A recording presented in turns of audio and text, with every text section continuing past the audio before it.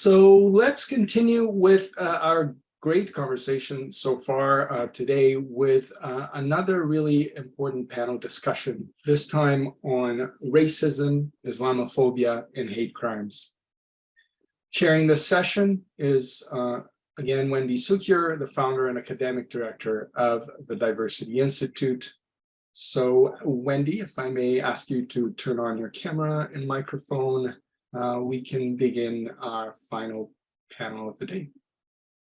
Thanks so much, Juan, and I really so much appreciate your moderation of the session. And again, I just wanted to reinforce how grateful we are to the panelists, but also the participants for making time to join us on this very important discussion. And I wanted to give a particular shout out to Tamara, who is someone I only met recently, but has a lot of knowledge and depth. And I was thrilled when she agreed to chair the last session. So we're building on the work that has been done so far today with another amazing group of experts. And I'll start by introducing my friend and collaborator, Dr. Jack Jedwab, who leads the Association for Canadian Studies, which is a little bit of a misnomer because it does everything.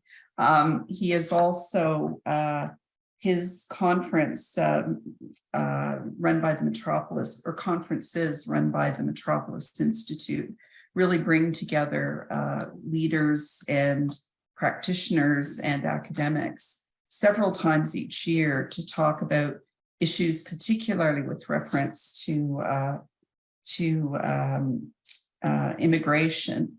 But he has published and led a lot of very significant studies through the Association of Canadian Studies and the work he does on the Canadian integration.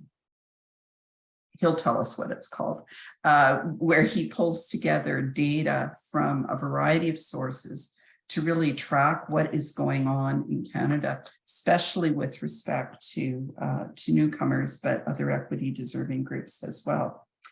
And along with him is Andi Shi, who also is someone we worked with closely. He's the executive director of CPAC, which is a multidimensional organization. It's an association of internationally educated professionals, a career and skills development provider, and they're developing capacity around research and thought leadership to provide research-based support for understanding and elimination of systemic racism and barriers to equity, diversity, and inclusion in Canadian society. And I owe a big thanks to Andi Shi because, you know, I said, even though I've been working on equity, diversity, and inclusion for almost as long as Jack, coming up to, I guess, 35 years, there are lots of things I don't know. And one of the things I did not know much about at all was Canada's historic discrimination against the Chinese. You know, I learned about the head tax when I was in my 40s and helping my daughter with her homework. So on Saturday, Andi had an amazing event focused on the acknowledging and commemorating the 100th anniversary of the Chinese Exclusion Act. And I just wanted to give a shout out to an event that he's hosting, I think on Saturday. Is it, Andi? Friday.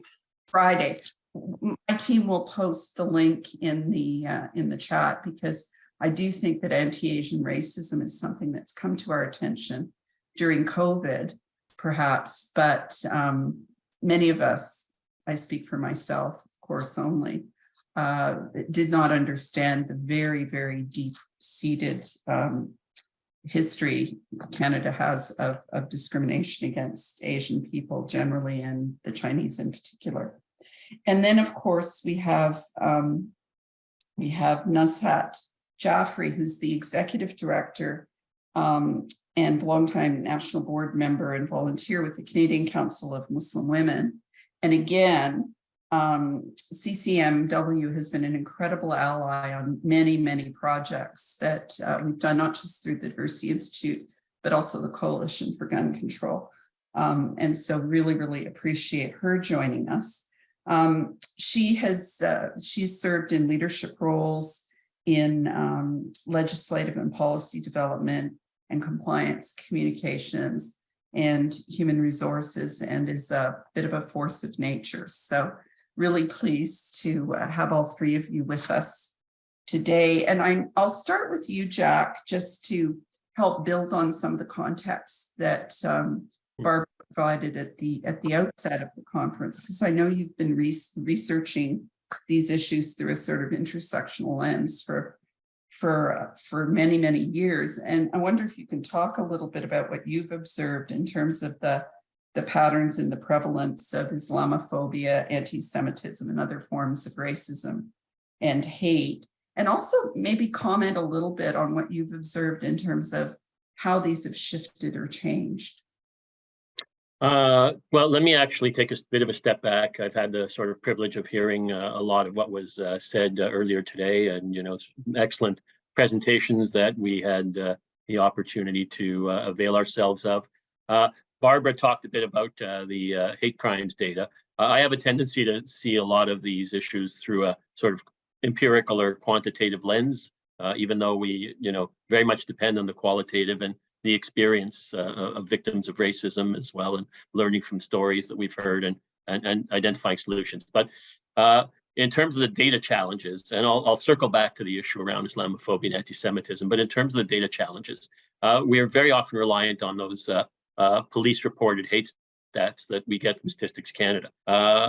And I think we need to be very prudent in the way we use those stats, because if you look at the most recent report, it'll show you in the case of people identifying as Black, for example, that there was a big spike in the number of reported incidents, but then it went down in the following year, in 2021, right? So it went up in 2020 by 96% and then down a little bit. So does that mean that, things are really bad one year and then they got better the next year? Similarly, there's data like that in the same, statistical collection around Indigenous peoples, where it's very bad one year and then it gets better in the next year. Does that mean that, oh, you know what, it got better, folks? It was bad that year, but it got better. Those are things we need to be very mindful about in terms of the way we analyze some of the data.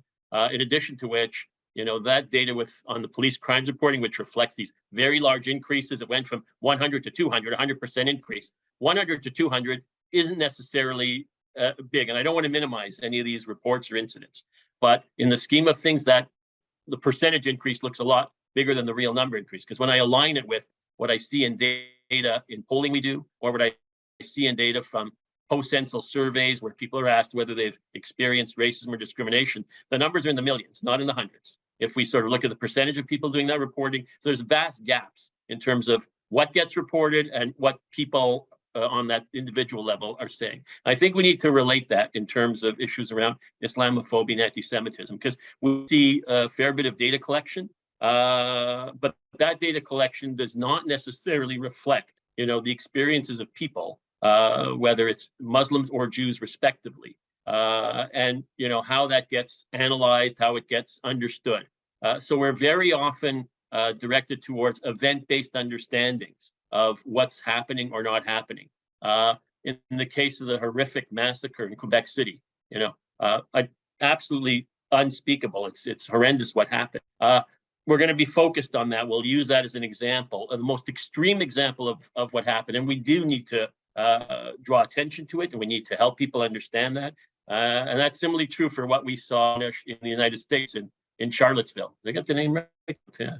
Sometimes get it confused with Charlottetown. So in Virginia, rather, where, I'm not comparing the two, obviously, they're very, very different things. We get very focused on these horrific tragedy in the case of the shooting, right? And what's happened in those protests from neo-Nazis. And it becomes a bit of a focus for us. It's the extreme example of some of the prejudices we're seeing, right, in our midst, right? Extreme expression. We certainly want to do everything to control that expression. But in terms of understanding those trends, right, which is really critical, that's where we have what's going on in order to develop solutions. So, I think that, a lot of what we see outside of those horrific tragedies and so forth is seen these days through the spectrum of or lens of what we see in social media. And social media has allowed for the expression of these phenomena of Islamophobia and anti-Semitism on scales that we're not accustomed to. Does it mean that anti-Semitism, Islamophobia are more out of control than they've ever been? Not necessarily. It just means it's more visual and more in our face, and we're allowing, we see more people engaged in this type of behavior than we've ever seen in terms of what our generation has experienced. Because, you dated Wendy earlier when you said this a long time, and you dated me, right? Sort of by doing that. If I go back 30 years ago, I would, or 40, say the situation was worse. Actually, some people will say it's never been worse. Islamophobia has never been worse, and anti-Semitism has never been worse, right? And it's getting worse and worse. If I go back 30 years ago, I would say in some ways it expressed itself differently. It was given more legitimacy in many ways. Whereas today, what we're seeing is found a channel through social media, and the metrics in social media. If I were to ask people, which I do in polls, how often you're exposed to this phenomenon, it's especially younger people who are more engaged with social. Jack, you're breaking up a bit. Young people see this in social media. Jack, sorry. I'm going to suggest maybe you turn off your camera because you're breaking up quite a lot. And we have pictures of you with your eyes closed. Not a good look. Oh, perfect. No. So we'll get off the camera. Just okay. Is it to free up the bandwidth. Thanks. Okay, sorry about that. And look, I've always looked better on radio, actually. So it's it.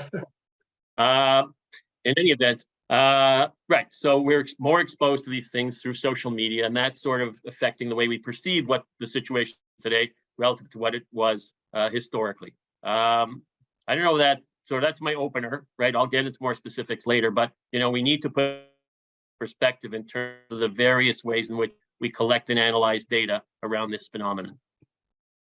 I think it's an important point, and we know with other kinds of police stats that often it's the tip of the iceberg. There's a lot that's unreported, and I'll go to Andi because I think we had a bit of a discussion about whether or not what we saw during COVID, in addition to the U.S. president and his allies overtly attacking the Chinese community.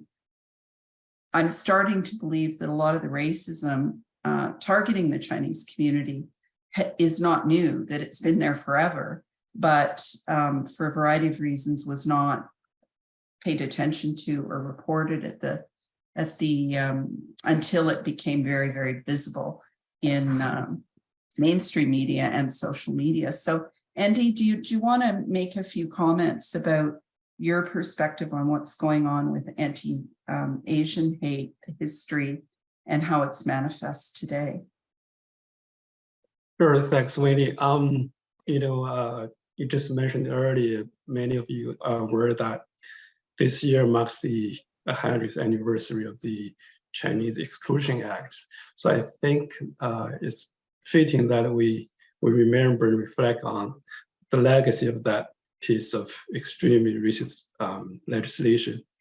The first group of Chinese settlers came to Canada's West Coast was in 1788. That was about 80 years prior to Confederation. Chinese settlers owned land and voted in colonial elections until those rights were taken away from them. That happened after British Columbia became a province of Canada. So when BC joined Confederation, they had a condition that Canada must build a railway to connect it with the rest of Canada. Now, it's the Chinese railroad workers who built the Canadian Pacific Railway and saved the Confederation because BC could join the United States. Now, what happened afterwards was the immediate imposition of what we know today as the Chinese head tax, which went as high as $500 for each Chinese entering Canada. $500 was 2 years' wages. So that head tax was imposed to stop Chinese immigration. It did stop a lot of the independent immigrants, but not the family reunification class. So the government decided to just impose a law to just outright ban Chinese immigration for good. And this law was passed on July the 1st, 1923, Dominion Day, which is now called Canada Day. So for many years, Chinese Canadians referred to this day as Humiliation Day and refused to celebrate anything for many years. Now, studies show that at one time in the late 1800s, there were probably more Chinese than Europeans in British Columbia. So if Chinese immigration had not been stopped, if it continued like the European immigration, I think our demographics today would be much different, and we would probably have a more balanced education on our history and much more racial equity. So, many of you are probably not aware that in those dark days, Chinese Canadians, like the Blacks, Indigenous people, actually experienced slavery and segregation and deprivation of citizenship. So we look at today, in the last 50 years since multiculturalism and the promise of just society, we have made a lot of progress. At one point, I was so optimistic. I thought that the quote unquote old type of brazen racism is over, and we only have a lighter form of racism. But COVID just shocked me, and it's a rude awakening of what human beings are still capable of. So you have all seen on TV that Chinese Canadians and people look like Chinese were attacked all over the country. So that was something actually on top of what has been going on all the time, and even without that type of overt racist attacks. The covert types anti-Asian racism has always been a reality. So we have biases, stereotypes, and prejudices, and microaggressions and other forms. That's a living reality of Chinese Canadian and all racialized people. And our own research confirmed that in the Greater Toronto Area, Chinese Canadians represent slightly over 11% of the population, but only 2% in senior leadership across all sectors. Now, there are a few deep-rooted stereotypes about Chinese and East Asians, and I think it's probably important that we mention a couple of them, and that's the modern minority and perpetual foreigners. No matter how long and how many generations we have been here, we continue to be seen as foreigners by many in Canada. We have second, third, fifth generation Chinese that have been asked, where are you from? And have been told, go back to your country. We have been proud of Canada for centuries, apart from the Indigenous people that we are all basically settlers and immigrants or colonizers. And the irony is when the Chinese and the Japanese first came to Canada, they were actually welcomed by the Indigenous people because they came in peace and they asked for permission to do anything. And this was not the experience, the colonization experience for Europeans. But in the eyes of many of the white settlers, even today, this country is theirs, basically, and we are never real Canadians. Some of you might have read the article by Daniel Kwong Watson. I encourage everyone to Google Daniel Kwong Watson responding to Rex Murphy. So Daniel wrote this article in National Post to respond to a column by Rex Murphy, and he estimated about 10,000 racist experiences he had, in his life, about 50-some years. And one of his stories was a woman asked him, what he did for a living, and he said, I worked for the federal government. And immediately that woman said, but you are not even real Canadian. Now that's the type of mentality we encounter actually all the time. There was experiment done in BC a few years ago. So a group of Canadian-born Chinese was asked to speak to white Canadians on the telephone. And after the conversation, the white Canadian group reported that those people are Canadians, they speak perfect English. And then the other two groups to meet. And after the meeting, the same group of Canadians said, oh, those people were Chinese immigrants because they speak with an accent. So our color of skin basically determines in the mind of many that we are perpetual foreigners. So that's one major stereotype. The other one is the model minority, which started in the 70s. Some of you know that in the Eastern Asian culture, tolerance and respect for authority, being modest, making peace and hardworking, not complain. And these are important values. But as a result of these values, we are often perceived as quiet and hardworking, rule-abiding citizens who don't complain. And we're seen as good at math and sciences, but not good at communication, HR, marketing, on the other areas. And we're definitely not seen as leaders. So East Asian, you may notice that we don't like to brag, we don't dominate the conversations. We are seen as lacking of leadership, no matter how competent we are. So when you have the perpetual foreigner with this image of being obedient and lack of leadership, then we are under a ceiling.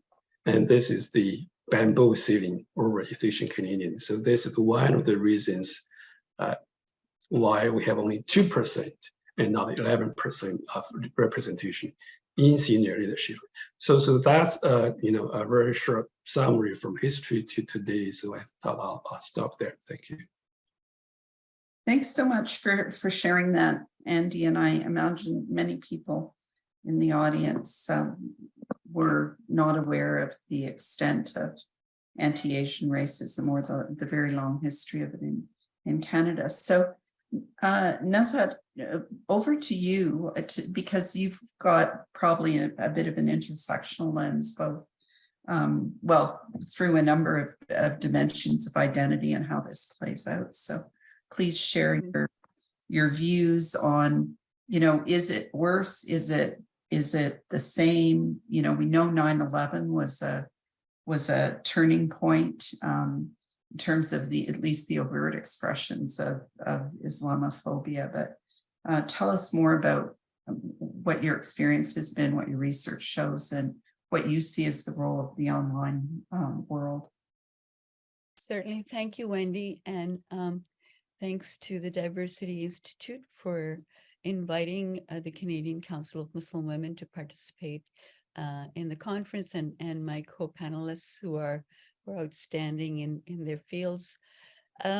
Just a little bit about who we are, the Canadian Council of Muslim Women, or CCMW. We're a national charitable organization, and we're dedicated to the equality, equity, and empowerment of Canadian women and girls. CCMW was founded in Winnipeg, Manitoba in 1982 by the late Dr. Lila Falman and a group of determined Muslim women who sought to channel their passion for faith-centered social justice work and create a more inclusive Canada for all. We have 19 chapters across the country. There are lots of other Muslim organizations, Muslim women's organizations, so we know that we are but one voice among many. And our approach, the approach to our work is through an intersectional lens, and we recognize our diverse identities and expressions. Because CCMW is a Muslim women's organization, my comments will focus today on the experiences of Canadian Muslim women and girls. So today, being a visibly Muslim woman in Canada means having a target on your back and constantly living in fear of being assaulted and violated just because you're Muslim. Islamophobia has had a disproportionate effect on Muslim women and their families. We've had 11 lives lost to anti-Muslim hate, and you've heard about some of those this morning. Hate-motivated assaults on Muslim women and girls in hijab and niqab, and harassment and abuse of visible Muslim women is a constant threat to their safety. This happens online as well as in person. Experiences of racism and hate are commonplace for many Muslim women and girls. These experiences are exacerbated for Muslim women with disabilities, Black Muslim women, Indigenous Muslim women, trans Muslim women, queer Muslim women, migrant and refugee Muslim women, and women of different socioeconomic strata and status, immigration status, because of the multiple and intersecting disadvantages they experience in Canadian society. It is also important to recognize that according to CCMW's own research, 87% of Muslim women are racialized, and racism is very much a part of their Canadian experience. In Quebec, the situation is even worse because of a law allowing the practice of systemic Islamophobia and denying Quebecois Muslim women employment in certain public sector occupations because they wear a headscarf or niqab. We know that there are restrictions on any religious symbols being worn in certain occupations in Quebec, but really the impetus for this law was Islamophobia.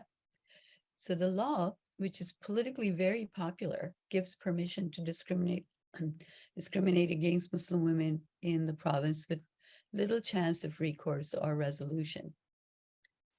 In addition to overt Islamophobia, at the core of this abuse and violence are sexism and misogyny. I was really, heartened by the discussion that we had. Not heartened, but, I found sort of common themes that emerged this morning on misogyny and racism and other intersections. I know that this topic was explored in the previous panel, but we do need to understand sexism as a form of social oppression that interconnects with race, religion, class, and other systems of marginalization. There are many theories about why there is such a disproportionate impact of Islamophobia on Muslim women and girls, and not surprisingly, they may be based on a combination of sexism, misogyny, and racism. Muslim women may be perceived as weak, oppressed, and accustomed to mistreatment. These perceptions often are perpetuated through stereotypes and misinformation and disinformation, both in traditional media and in social media and by political thought leaders, academics. This is really well documented in a publication called The Islamophobia Industry by Dr. Jasmine Zine, how the perpetuation of Islamophobia actually occurs. And there's some discussion of gendered Islamophobia as well. So this violence cannot be properly understood without addressing inequality based on race, religion, class, ability, and so on. Racialized and Black women experience more sexism compared to other women. For example, Black Muslim women experience almost 6 times as much sex-based discrimination compared to non-Black Muslim women. It is important to highlight the specific disadvantages experienced by Canadian Muslim Black women, especially if they're visibly Muslim by their clothing, because racism, sexism, and Islamophobia manifest themselves in ways that are distinct from other Canadian Muslim women. I was really, I learned a lot from Andi's comments, but one of the things that people are unaware of is that during the transatlantic slave trade, many of the folks that were brought here through slavery happened to be Muslim. I don't know how many of you remember in the Book of Negroes by Lawrence Hill, the main character, Amanita, I believe was Amanata actually, or Amanita, can't remember how to pronounce her name, but she was a Muslim woman. And of course, we saw it in other stories of slaves that were brought here during that slave trade from certain parts of Africa. So when you compare the experiences of Black Muslim women, proportionately more Black Muslim women report experiencing discrimination in common places like banks, stores, restaurants, when dealing with the police or when crossing the border into Canada. And Islamophobia cannot be addressed properly outside an anti-racism, anti-oppression framework, because those play out, in how Islamophobia is manifested socially and culturally. For Muslim women, the role of sexism and misogyny cannot be extricated from their experiences and the Islamophobia they experience. Our choices and agency to lead our lives in safety are being eroded daily. With the loss of reproductive rights and a war on gender diverse people, conspiracy theories such as the Great Replacement Theory and attacks on critical race theory and other hate-mongering theories, such as the spread of Sharia law in North America, they've come across the border, but like was said earlier today, they've come, from south of the border, but really they've always been with us here in Canada. They've been burbling here for a long time, and we saw, its manifestation, in fact, during the convoy. So, there's sort of borderless spread of this hatred of the racism, Islamophobia, both online and in person, and it requires vigilance and caution. But the thing is that it can become very, very tiring, very tiresome to be always on guard, to be always cautious, because one of our members recently said to us, she says when she goes out for a walk now, she's always worried that a truck is going to come and hurt her because she wears a hijab and she can be identified as such, as a Muslim woman. So we can't live like that. We really do have to think about some solutions. And I hope we get a chance to explore that tomorrow, but certainly we can discuss some of those solutions right now. Thank you. I may have gone over my 5 minutes. Sorry about that. No worries at all. Jack, I'll circle back to you. You said that you'd like to share more about your data and the research and some of the information on patterns. I think you also mentioned that you recognize the importance of sort of balancing the statistical data with the lived experience of it. Did you want to elaborate a bit more on your earlier comments? Yeah, just to mention that very often what I encounter in the polling data, and again, I initially want to make those distinctions between the police reported hate crime data on the one hand, the type of data you see through StatsCan social surveys past the census that collect information about victims of racism discrimination, far outweighing in terms of the numbers what those police reported hate crime statistics suggest. Right. And then the third tier of data collection, which is the polling data, right? Which when I've conducted some of it, commissioned through a professional survey firm, Leger Marketing, and I hear from young people in the survey that upwards of 75% will say that they frequently encounter the expression of racism online, right? Now, again, I know today it's about hate, but again, we get those distinctions between hate and racism and discrimination, and we need to think of this holistically and not separate them out from each other. But when I ask those 80% when I ask those young people in the follow-up question, what do you do when you see this? What do you do when you see the expression of Islamophobia or anti-Semitism or other forms of racism? Basically, a lot of them are throwing their hands up in the air because there's just too much of it, and so that is something we need to think about very carefully, strategically, in terms of how we deal with some of these things, because we're seeing a mainstreaming through social media of these varying expressions of racism and hatred. We're also seeing, I think, which is another area I'm very concerned about, a sort of desolidarization, a sort of a breaking up of the solidarity we need, the coming together we need to fight this phenomenon collectively.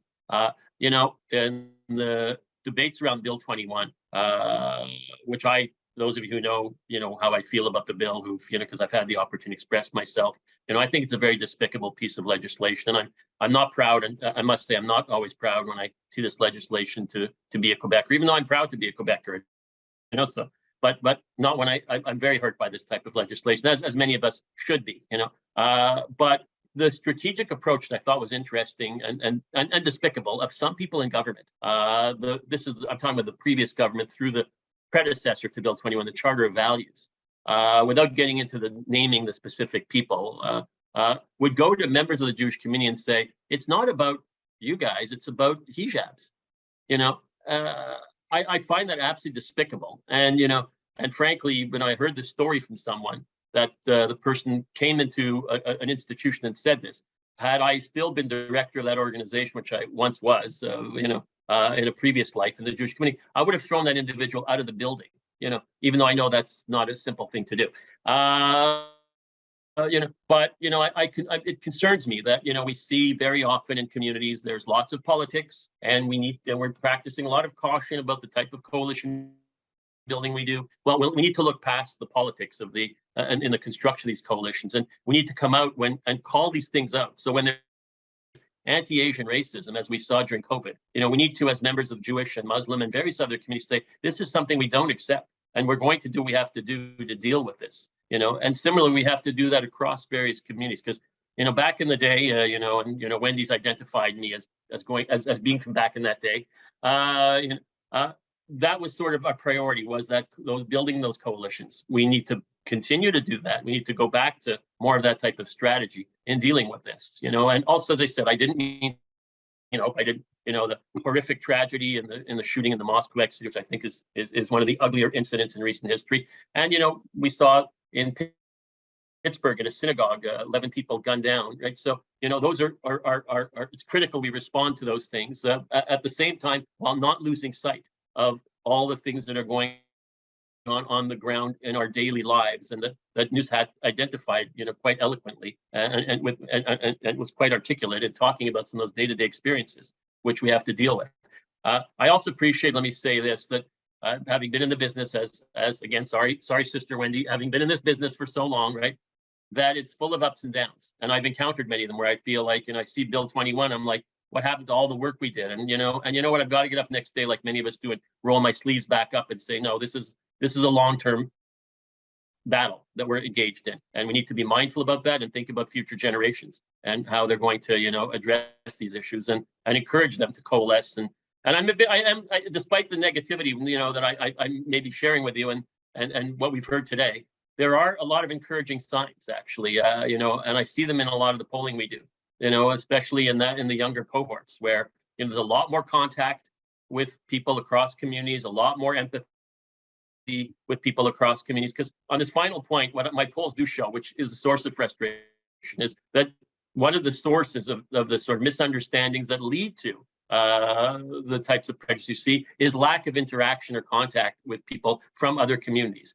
But what's interesting in these polls is when I ask those people who say they have no contact with either Muslims or Jews or others, if they'd like to learn more about them, the vast majority say no. And so what do you do when you encounter that, you know, type of comeback from people who are the ones that we very often target for, you know, programs in education aimed at making people more sensitive to the expression of anti-Semitism and racism? So those are real significant challenges. And a lot of these people in social media who are talking out of ignorance, you know, even though I don't want to label them all as ignorant, I think there's a downside in doing that. You know, we need to be careful. Some of these people are smart people who are playing politics and games, you know, and are just badly motivated. But we need not to underestimate them and say, oh, they're just ignorant or stupid or so forth. We need to be very careful about that.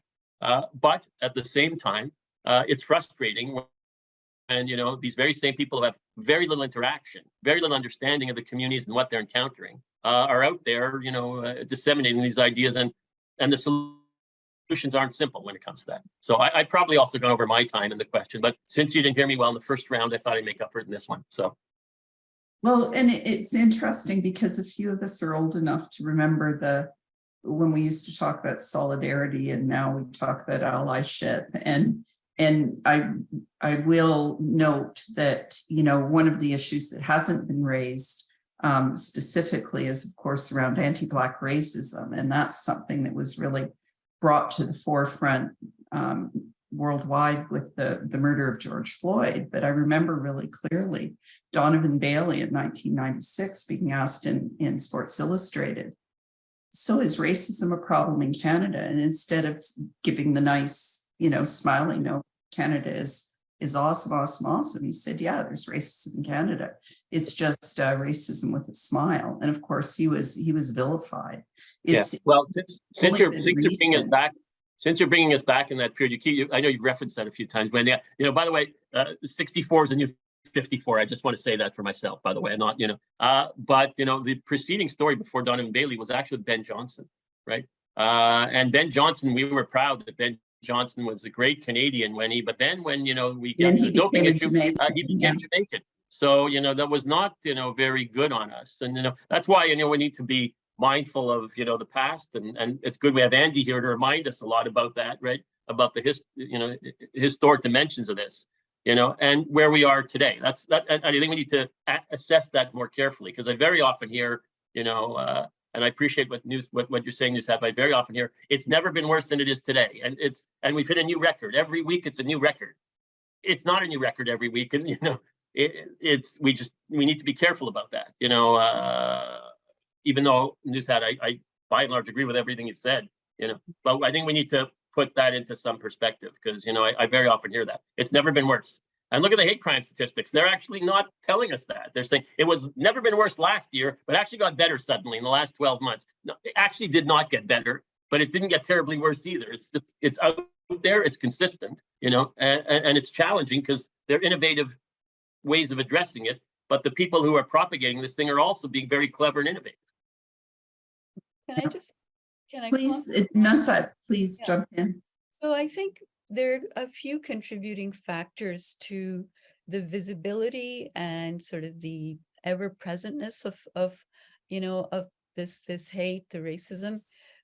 One is that we live in a time when there's permission to be hateful, to be racist.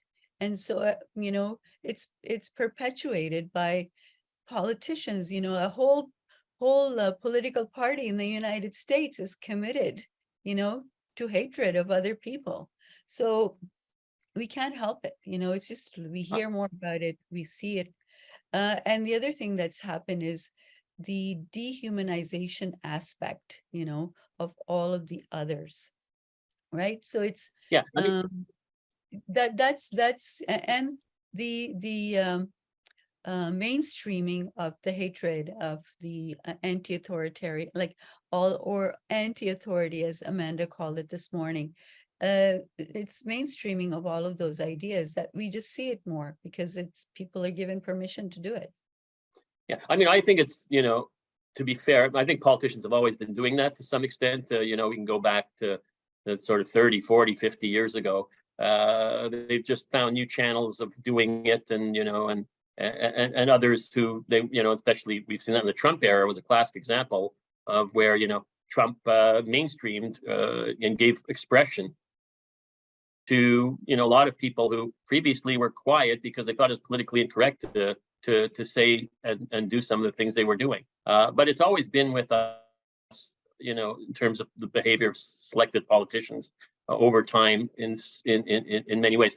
I actually think, and I'm sure some people disagree with this, I think the bar has changed, and that's a good thing. And the bar meaning, our expectation that this phenomenon needs to be eliminated is different. So that sort of 40 years ago, it was sort of before the social media spread, it was common parlance. I went to, in the high school I went to, lots of racist expression was there, and it was common. It was not, only a few people are saying, hey, this is not acceptable, so it's transferred itself to social media. But at the same time, I think the bar is higher. So our bar wasn't as high because we didn't sort of see see this thing as something that we needed to outright eliminate. Now we do see it as something we need to outright eliminate this phenomenon. We can't outright eliminate it, but we've set the bar much higher, which isn't a bad thing, and that's why measured against some of the things you're describing, Nuzhat, and some things Andi's describing, we don't look like we're anywhere near where we want to be in terms of where the bar is. But but clearly the bar is much higher than it was in terms of what Andi's describing historically, right? And so that's part of it. That's anyway. Sorry. Go ahead. Well, I think if you think about some of the battles that were fought with civil rights, like I can vote now, I can own property.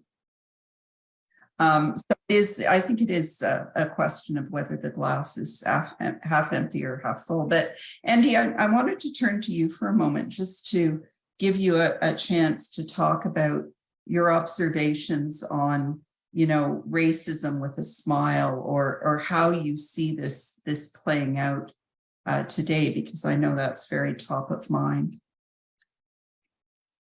I think we have made progress, but it's become more insidious nowadays. That's a good phrase, reason with a smile. People become aware we have this term political correctness, and people try not to get into trouble by themselves. So if you look at in the last couple of years, pretty much every major organization have a new position for EDI director or manager or whatever, right? But if you go into this corporation and this organization, you'll find the majority of the leadership still don't get it, right? They do this because it's politically correct. And we're still facing the same type of, the polite type of racism and discrimination that's still going on. And at this very moment, one of my biggest concerns is the spillover of the American, China, and Canada and China relations, because we do have issues with foreign interference, but that has always have some consequences on the Chinese Canadians. When SARS happened, when COVID happened, have nothing to do with the Chinese Canadians, but we bear the brunt of all these racist attacks. So we are seeing a lot of that happening again because of the current political situation. So we are very, very concerned. South of the border, you see this new type of exclusionary legislation being proposed or implemented. I mean, Texas, the Senate bill to ban all Chinese students from going to Texas universities and colleges. So that's very scary, right? Everybody was labeled as a communist. So these things turn to permeate into Canada, and right now we're discussing about registry. And personally, I don't really think that registry would deter foreign interference.